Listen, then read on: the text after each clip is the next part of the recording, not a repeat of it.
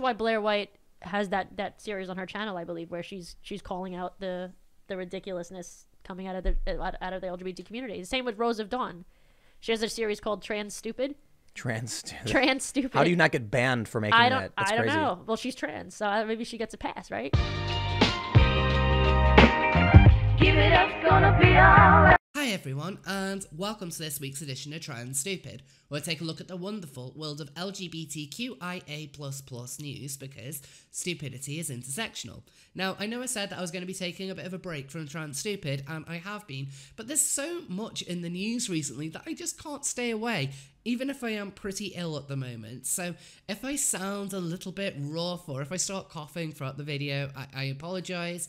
I have been quite ill, I'm still quite ill, but I have a commitment to you guys to cover stuff, and that's exactly what I'm going to do. And the first thing that I want to discuss this week involves yet another instance of drag queens with children. Now, years ago, such a combination would be pretty strange, but this is current year, and for some reason, progressives seem to think that this is a match made in heaven.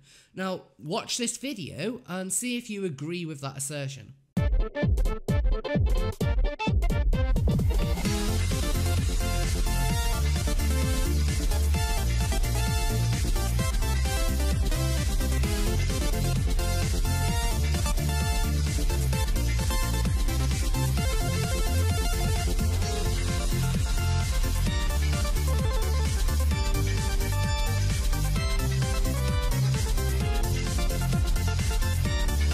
Yeah, it's a little bit uncomfortable viewing, really, isn't it? Now, as Russia Today reported, kid looks traumatized. Viral TikTok video showing drag queen dancing for little girl enrages Twitter. An unsettling TikTok video showing a drag queen dancing provocatively for a young child while adults cheer and laugh has sparked outrage online, with many wondering how exactly the odd situation materialized. The video shows the dancer, who's wearing a tight top with hot pants and high heels, on the floor crawling towards the girl, who appears to be about 5 or 6 years old. She then walks away and returns to the girl, shaking her hips before bending down, embracing the child and kissing her cheek. The 28-second long clip went viral last Friday, although it's unclear when or where it was recorded. A caption on the video explains that the sweet little girl asked her mom to get a better view of the drag queen.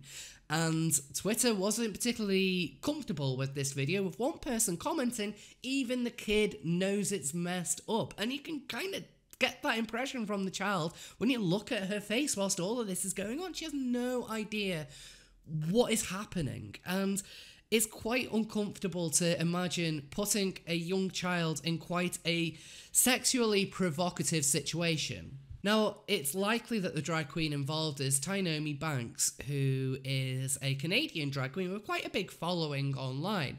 Now, Tynomi has a lot of provocative pictures on her Instagram, which is entirely her right to do so, but you do have to start asking a bit of questions as to whether this kind of performance is really acceptable to be done around children, in the same way that you wouldn't send children to a burlesque show or to a strip show. Is it right for them to be subjected to drag acts? Now, as I said earlier, the idea of drag queens and children should be quite bizarre, but even in the last few weeks, this isn't the only story that's come to light. If you remember, there was a Scottish drag queen by the name of Flowjob who caused controversy after reading to children, and people went through her online presence, saw quite a lot of fairly inappropriate pictures, and also some threats against conservative women, because how dare women be conservative? Now, whilst there were even people in the SNP who criticised these actions, it was a lot of the criticism was branded as being, well, homophobic. That's despite the parents really raising some quite valid concerns. They weren't really asked about whether it was okay to have their children in this situation. And I just want to quickly point out a comment by my friend Tailed Feature on a stream we did last week, where he talked about the idea of someone with this kind of background being okayed to being around children. Considering this person's background and history, Yeah. like, I mean, I've worked in schools, I've worked with kids. You have to go through stringent background checks and stuff like that. there is no way that Flowjob would have got through these background checks. So they obviously had to kind of, you know, usurp the system that's in place to get her there. Now, again, these two stories are far from the only examples that we've had over the last couple of years. Drag queen story time is becoming this huge trend where it seems to be, if you want to introduce your kids to LGBT culture, which I would question why you're doing that for 6-year-olds anyway, just get in a drag queen, because that's a perfect representative for LGBT people. And if you want a quick refresher of what this drag queen story time has been like, check this out. Now, does anybody in this room know how to twerk?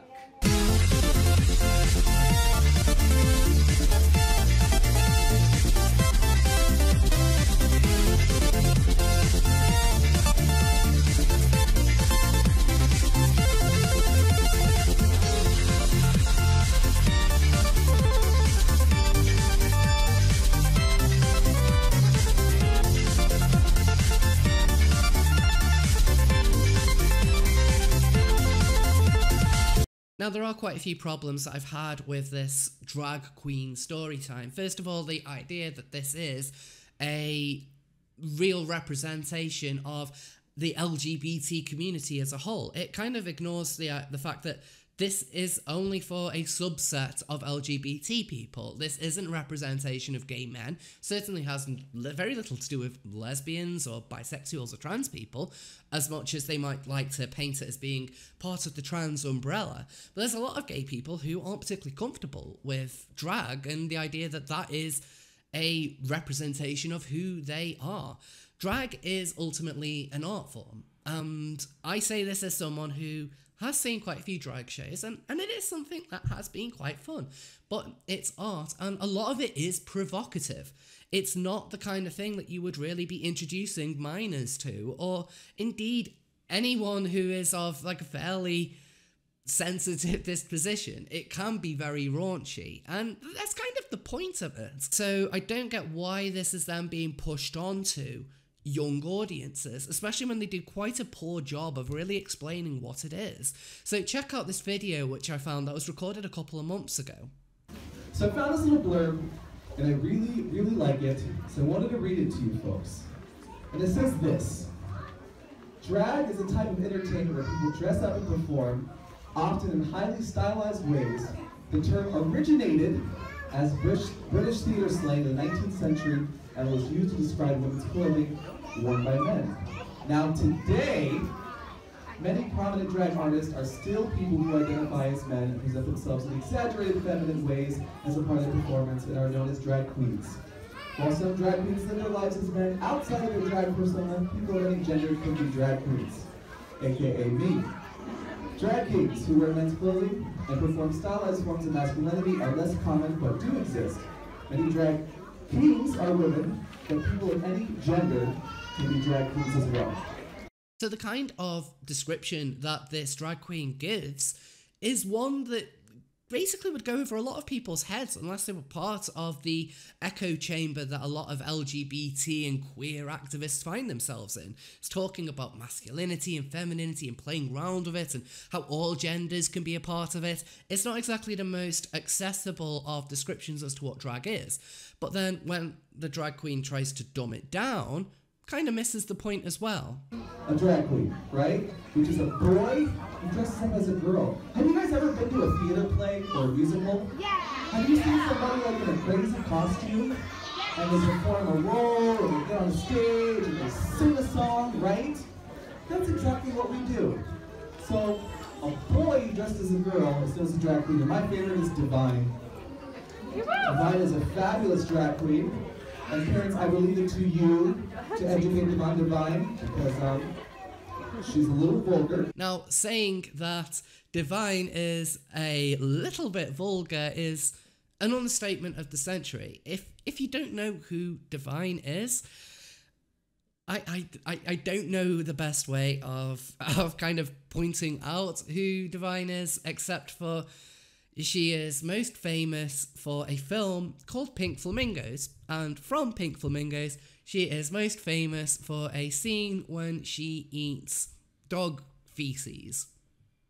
That is the most sensitive way I can put that across. But that is what Divine is known for. Divine is known for being incredibly filthy. That was her thing. That is not something which you would advise for parents to go and look at and then educate the children on.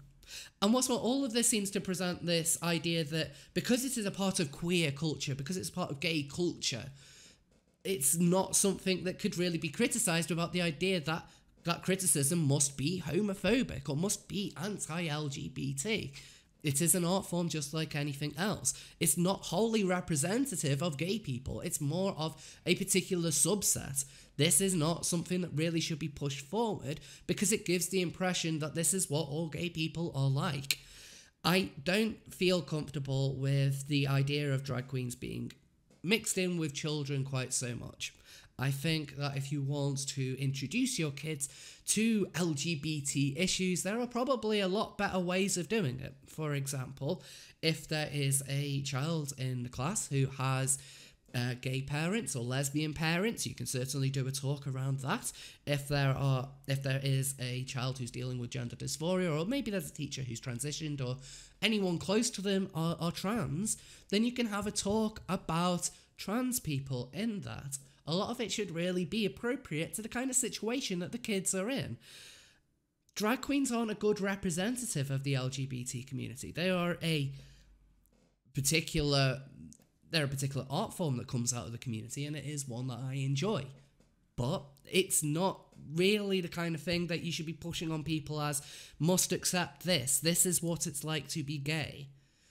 It's quite weird that this is a thing, and personally I would rather that this be calmed down on. Moving on from the drag queens, and I want to talk about this particularly strange story that's come out of Brighton. Brighton hammer thief spared prison because she is transgender. Yeah, someone was spared prison for being trans. Why?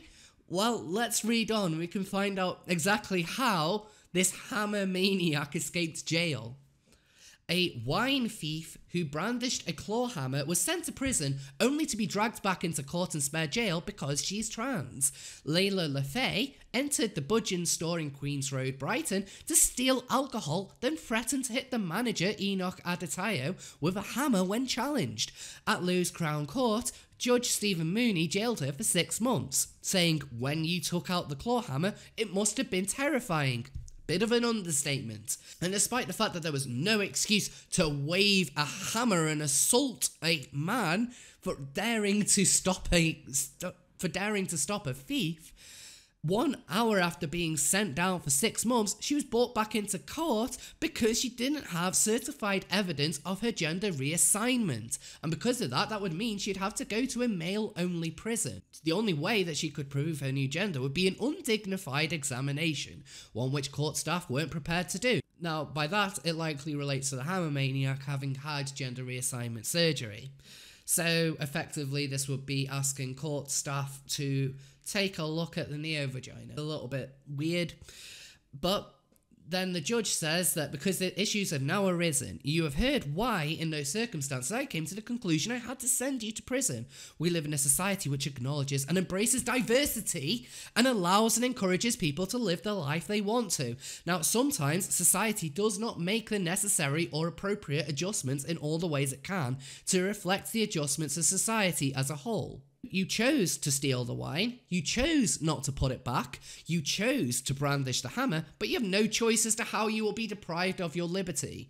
Deprivation of liberty itself is a punishment, but there are circumstances where it can be regarded as disproportionate in a society that acknowledges diversity but has a lack of resources otherwise to deal with it. Having reflected again, over an hour, upon the impact an immediate custodial sentence would have, the difficulties there are, and the intractable problems the prison service would face, I have reconsidered whether imprisonment must be immediate.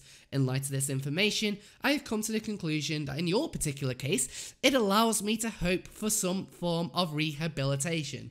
So the reason for this is that Layla didn't have a gender recognition certificate. So when she was sent down, it would mean she would have to go to a male prison because she doesn't have the GRC. What she did have was surgery. So what we've ended up in is a weird situation where a trans woman, because she doesn't have a gender recognition certificate, ultimately escapes free from jail for not having the GRC. Like, this is, in a way, this is de-incentivizing people from getting that certificate. Because if you had the surgery and then you commit a crime, well, you know, you could end up in jail. Now, you might have decided to threaten a man with a hammer and steal something that didn't belong to you. You might have broken the law, but you're trans. So because you haven't bothered getting the correct paperwork, it would be mean to send you to jail. So, you know, maybe you can be rehabilitated. It's interesting that if she was just a normal cis man, she would have been sent down, and there would have been no look at rehabilitation for her in the wider society. Simply being trans meant that ultimately she got away with what she did. And I feel for the man who probably went through quite an ordeal to then find out, like, the trans woman who threatened him 1 minute is being sent down, only to be told, actually no, special circumstances, she gets off free.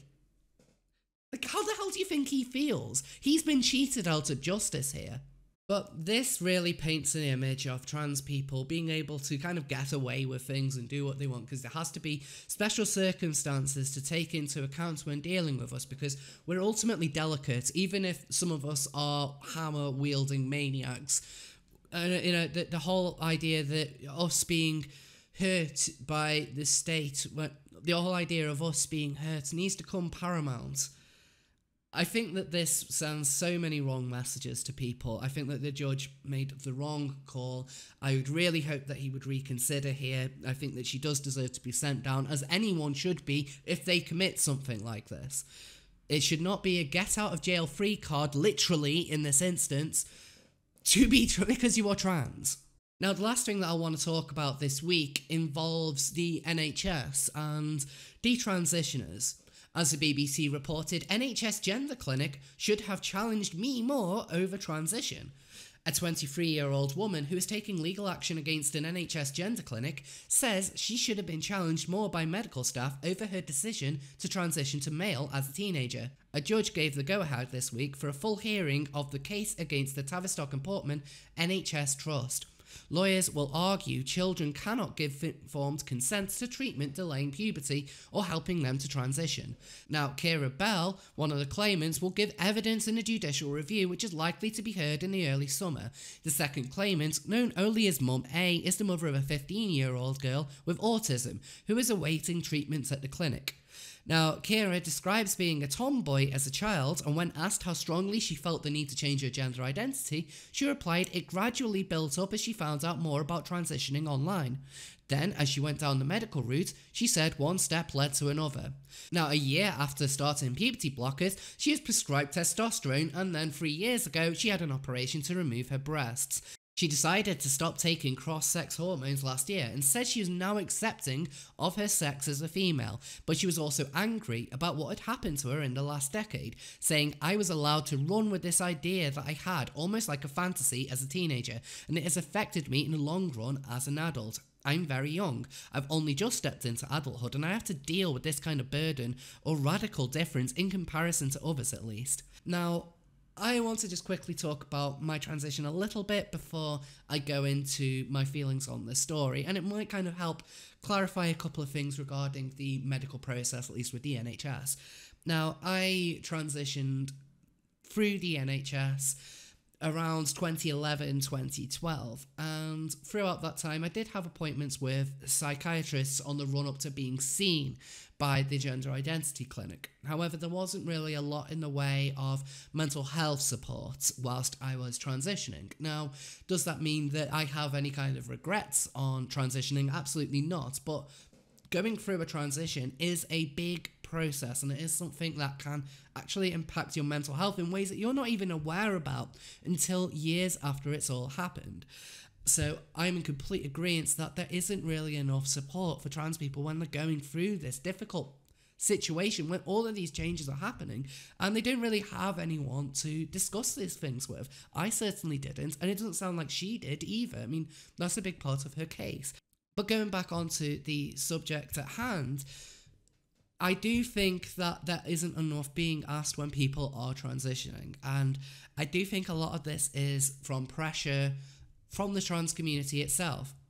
Like, if you've ever spent any kind of time in the trans community, you will know the way in which they talk about the medical profession, and that any time that somebody is denied hormones or is being told maybe they don't have gender dysphoria, maybe they have no need to medically transition, it becomes a bit of an outrage, and you hear people talking about it amongst themselves. And so it doesn't surprise me when you get things like Tavistock effectively pushing people through because they're scared of the retribution from the community if they actually do their job.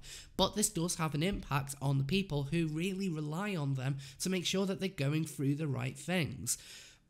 The difficulty when it comes to discussing young people and transitioning early and detransitioning is that both the sides that are really at the forefront of the debate are very black and white views. The trans activist side will tell you that if someone tells you that they are regendered, that is it. That's all that is needed. And so give them the hormones, give them the surgery, ask no questions because they know better than you.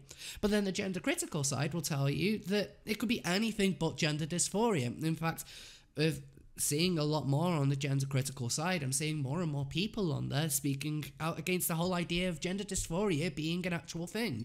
Look at the way a lot of them talk about trans men, for instance. They'll often refer to it as being, oh, these poor young girls, whether or not these are people who will eventually detransition or not, they have the same idea on everyone. And so it makes talking about detransition quite difficult because it feels like you have to take an all or nothing side from either of them. I don't think that is helpful. I don't think that makes a constructive conversation, and I don't think that is what ultimately will stop people from ending up in situations like this. You need to acknowledge that whilst there are people who do have gender dysphoria, there are going to be people who don't. There are going to be people who are being pushed through the system. They will be told things by trans activists. Now, yes, there are going to be people who will need to have that help to deal with their gender. I don't think that a young person at the ages of like 15 or 16, whilst I'm still a bit mixed on this myself, they're still not 100% in the clear as to whether they can fully understand the implications of what they're going to be doing when they go through this process. It's not fair to put that responsibility on them. And I fear if you just let the doors open, like mermaids would like, you're going to end up with a lot of people being messed up. At the same time, though, I don't want to see the idea that people who are detransitioning means that therefore all of us trans people are faking what we're going through. We're certainly not. The case of this young woman is something which is quite heartbreaking. The idea that she's been pushed through something that ultimately wasn't helpful and has damaged her for probably the rest of her life. Tavistock and Portman shouldn't be pushing people through transition. Trans activists should not be pushing people to transition. You should, both sides need to understand that maybe having therapy, talking with people, and then ultimately coming down to properly diagnosing people as having gender dysphoria or not is the best way forward when dealing with this. It would mean that we don't come into these kinds of situations as often as we do now. As I've mentioned in the past, I think that we are going to see a huge wave of detransitioners soon. And ultimately, we need to make sure that the only people who are transitioning as much as possible are the ones who will benefit from transition. But what are your thoughts on the topics I've discussed this week? Is there anything in particular I've missed out? Please let me know in the comments.